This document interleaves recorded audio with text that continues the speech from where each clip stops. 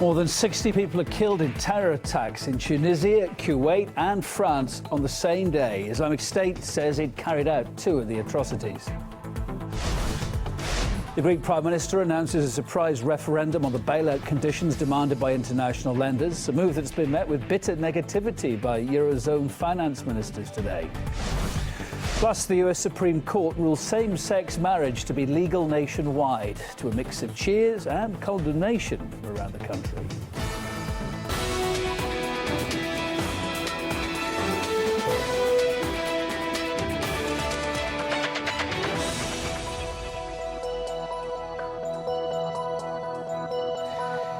Hello there, you're live with RT International and me, Kevin Owen. It's just turned 5 p.m. now here in Moscow. First, and the big story today, people in the Tunisian beach resort town of Sousse are bringing flowers to the scene of that horrific terrorist attack that killed 39 people on Friday.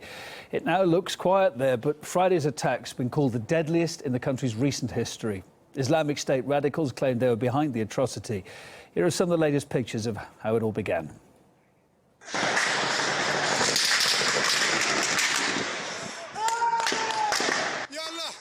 Well, that video shows the first moments of the attack with people running away from the gunmen.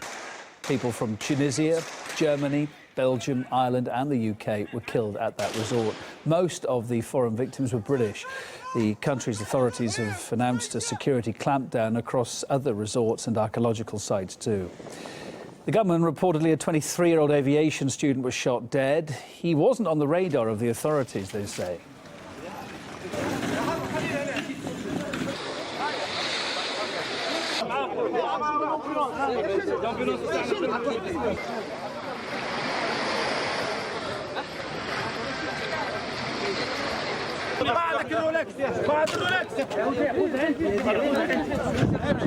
And this is how witnesses described what they saw.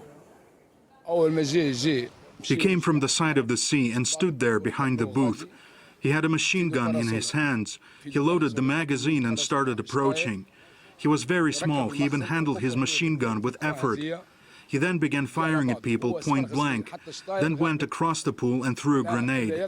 People began running away from the pool while he ran towards the shore. I think the responsibility for what happened lies with the authorities, because it is during their rule that these thugs were able to plan and organize the attack. The incident sparked an exodus of tourists from Tunisia. Many people lining up at airports waiting to leave and leave quickly. The country's president, for his part, is calling for a unified international response to terrorism. We asked several experts what they believe lies behind attacks like this. Anybody can identify with the victims, with with lying on a beach. Effectively, you can't get a softer target than people completely relaxing on the beach. And so this kind of vicious attacks will have particular resonance around the world. It's not a war on terror; it's a war of terror. So we've got countries like Afghanistan, Iraq, Pakistan, Yemen, Libya. We now have Syria. All of these countries have been deliberately destroyed. And it's not because we're fighting terrorism, it's because we're participating in terrorism. We, in the UK and the US, have had a long history with colluding with radical Islam. But obviously that all went wrong, and we had 7/7, we've had numerous terrorist attacks in Europe and further afield now. In Kuwait, a suicide blast targeted a Shia mosque during Friday prayers. At least 27 died there and over 200 were wounded. The building was packed with about 2,000 worshippers when a suicide bomber went in and detonated his explosive vest. A group affiliated with ISIL immediately claimed it was behind that attack. It's the first time Kuwaiti Shiites have been targets of a suicide bombing. Police are questioning several suspects in connection with that incident. And then in France, the terror alerts at maximum after Friday's attacks on a gas factory, which left one man dead and two injured. A delivery man rammed his vehicle into that building, triggering a blast.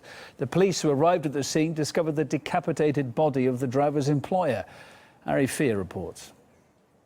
Well, I'm outside of the Air Products factory, the scene of the latest apparent Islamist terrorist attack to strike France. One prime suspect among at least 3 others now in police custody. And he was under the surveillance, or at least on the radar of French security services from 2006 until 2008. Now, following the set of Charlie Hebdo and kosher supermarket attacks in January, €700 million program was promised to boost the country's counter-terror efforts. Thousands more counter-terror security officers would be employed, it was said.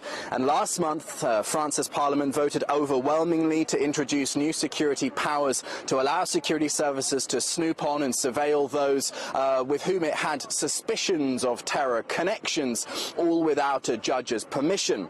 Well, in the wake of the Charlie Hebdo attacks, there was criticism of the French state that there was inadequate protection afforded to Muslim religious sites to protect them from reprisal Islamophobic attacks. But France went on then to launch an aggressive counter-propaganda campaign designed to counter the pull of radical Islamist ideologies. Watch this.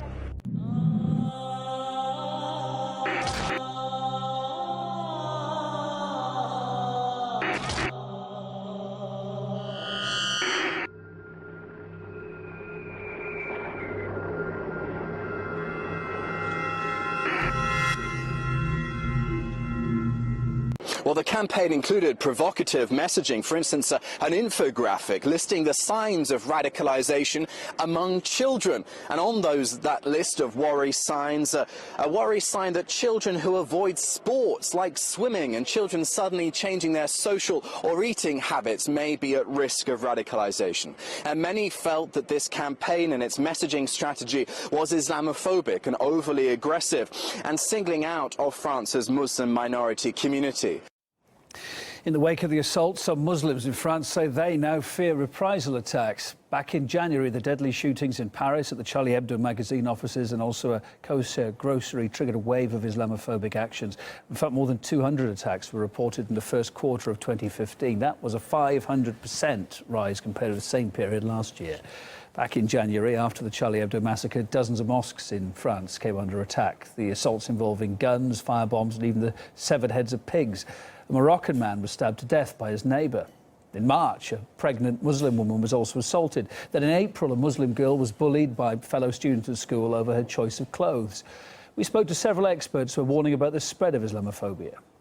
I think there is a tendency to blame the Muslims in general because what you have is this arrogance in the media. You have a level of ignorance as well where people blame the Muslim community for the actions of a few individuals. What that does is it ostracizes an entire population, the community. I think that pointing fingers is not helping the situation. If we truly want to have a cohesive society, we need to try to understand one another and not try to assign blame, because this is not helping anything. I think we should be very careful in the blame game. We should remember the majority of those suffering at the hands of ISIS and indeed Al-Qaeda are Muslims. We need to be very careful here at this blame game. Certainly we should obviously condemn these attacks and say very clearly they have nothing to do with the beliefs of Islam.